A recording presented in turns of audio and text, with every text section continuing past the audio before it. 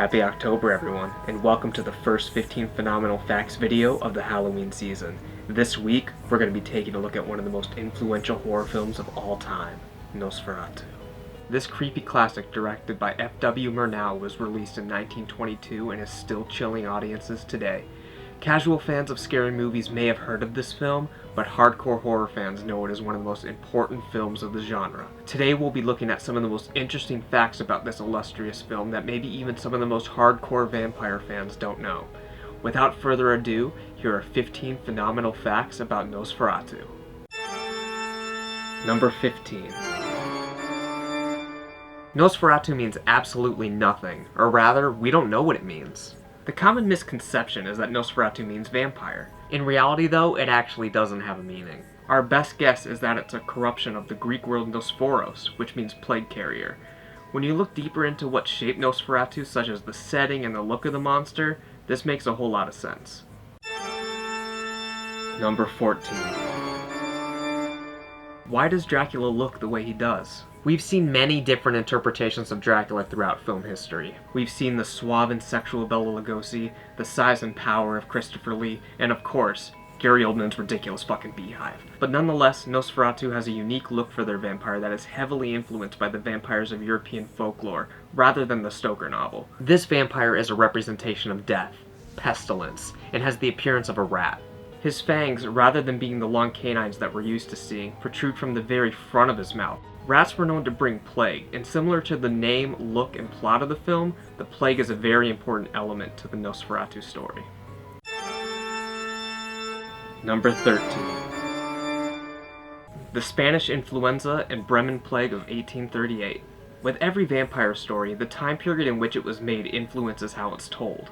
Nosferatu was filmed only a few years after the First World War, which led to 8 million deaths and 7 million permanently injured. However, much more devastating than the war itself was the Spanish influenza, which followed immediately after. Killing an estimated 50 to 100 million people, this plague heavily influenced the Nosferatu story because plague was what people were afraid of during this time period. In Nosferatu, Dracula spreads a plague throughout Bremen, which mirrors an actual plague that took place there in 1838, the same year the movie takes place. This obviously made Nosferatu even scarier to the people who were watching the film at that time. Rats bring plague, Dracula looks like a rat. Plain and simple. Number 12. Dracula has a cameo? This is a quick little moment that a lot of hardcore fans may not have noticed.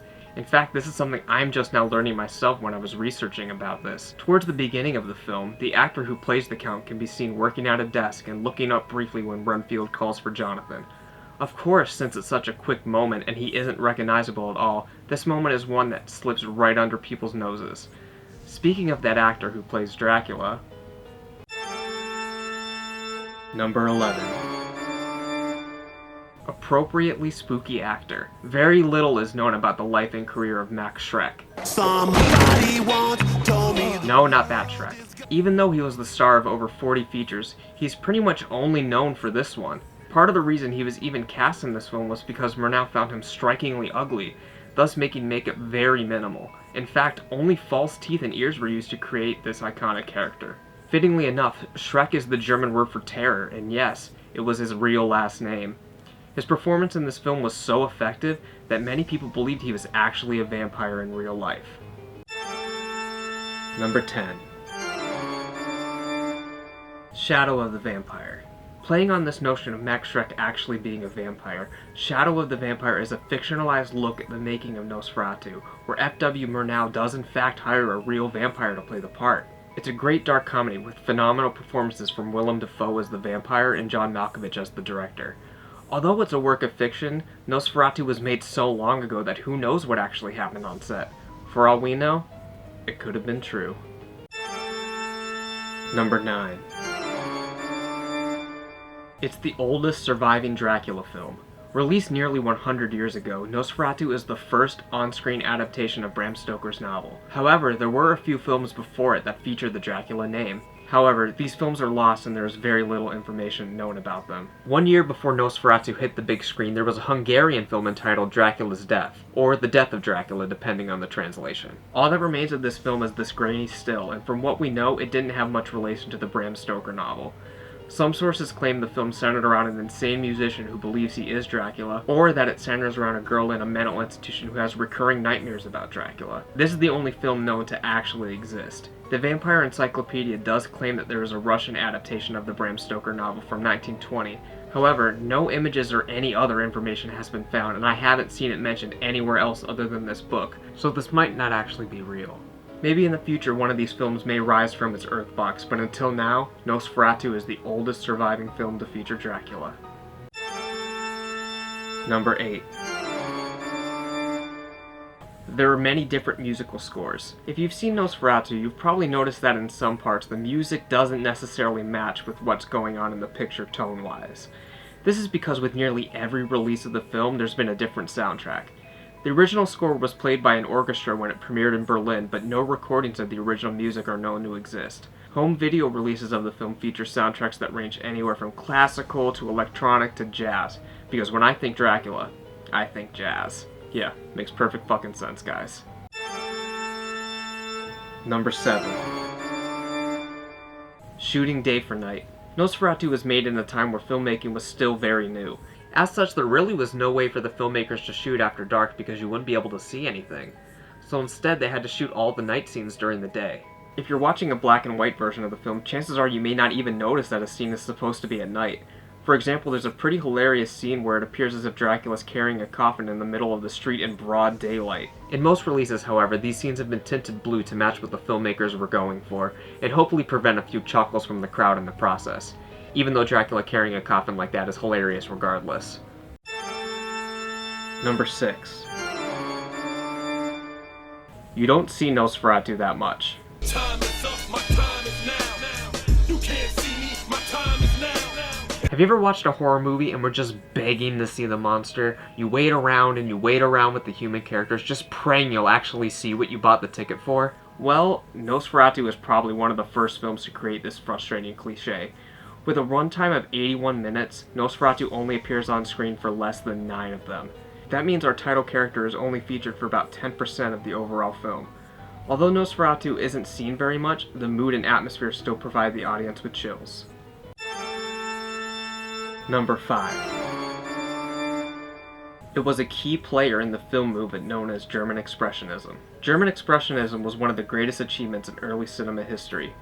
Like many other elements in Nosferatu, the style was heavily influenced by what was going on at the time. Without going into a huge history lesson about Germany post-World War I, Expressionism came to rise because the people of Germany were hurt emotionally, economically, and there was very little to be happy about after losing the war. The Expressionist movement reflected the mood of the people. The filmmakers began to build sets that were an embodiment of the inner turmoil of their characters, as well as the real people going through hardships. This led to intense shadows and warped architecture combining to create a hypnotizing, dreamlike atmosphere. Some other notable films to pioneer the German Expressionist movement are The Cabinet of Dr. Caligari, The Golem, and Metropolis, which is often credited as the last in the genre due to both financial and social changes in Germany. Although there isn't too much Expressionism in film nowadays, its influence can still be seen every now and then, most notably in the work of Tim Burton. Number 4. It was highly illegal. Unable to get the rights from Bram Stoker's widow, the filmmakers made quite a bit of changes to the story to hopefully avoid lawsuits. The setting was changed from Victorian London to 17th century Germany, the key players' names were changed and some characters were combined or omitted altogether, and the ending is completely different, but we'll get to that. However, Florence Stoker immediately took legal action after she allegedly received an anonymous package of one of the film's promotional posters. She joined the British Incorporated Society of Authors and originally planned to sue the production company for copyright infringement. However, by this point, the studio was bankrupt due to a whole string of terrible business decisions. Once it became clear to Miss Stoker that she would never make a penny off of Nosferatu, she did everything in her power to make sure the world would never see it again. Number 3. It was almost lost forever. In 1925, the court reached a settlement which included that all known copies of Murnau's film would be destroyed.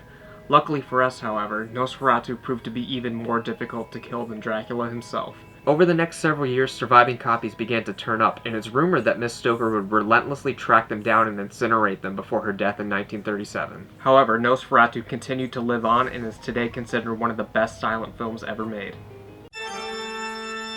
Number 2. it still permeates today. Nearly 100 years since it first rose from its coffin, Nosferatu is still regarded as one of, if not the best Dracula film ever made, and its impact is still extremely prevalent. It is currently the second highest rated horror film of all time on Rotten Tomatoes, and up until 1972 was banned in Sweden for being too scary. It was remade in 1979 by Werner Herzog, and it is a fantastic film in its own right, and has gained its own cult following over the years. Nosferatu imagery is still seen all over the place, and even if you haven't seen the film, you are probably familiar with the iconic images of Dracula coming through the doorway and his shadow creeping up the stairs. It has a beer by Great Lakes Brewing Company named after it, and of course, Nosferatu himself appears in the best episode of SpongeBob ever made. Nosferatu! However, the most important aspect of Nosferatu is that it affected nearly every vampire story that followed it. Number 1. Death by Sunlight. That's right, ladies and gentlemen. Not once in Bram Stoker's novel, not once in European folklore, and not once ever in history was a vampire vanquished by sunlight until Nosferatu. In fact, in Bram Stoker's novel, there's a very famous part where Dracula makes his way throughout the town in broad daylight. Stoker implies that sunlight may slightly weaken a vampire's powers, but never implies that it would ever kill one. Nosferatu essentially rewrote vampire history in everyone's mind. Since then, nearly every vampire story depicts sunlight as being fatal. Obviously, there are a few exceptions, but it's safe to say that the notion that a vampire can be killed by sunlight is the most common way to dispose of the creature. I guess in this regard, it is the most important vampire movie ever made. If it wasn't for Nosferatu, we wouldn't be anywhere near where we are today.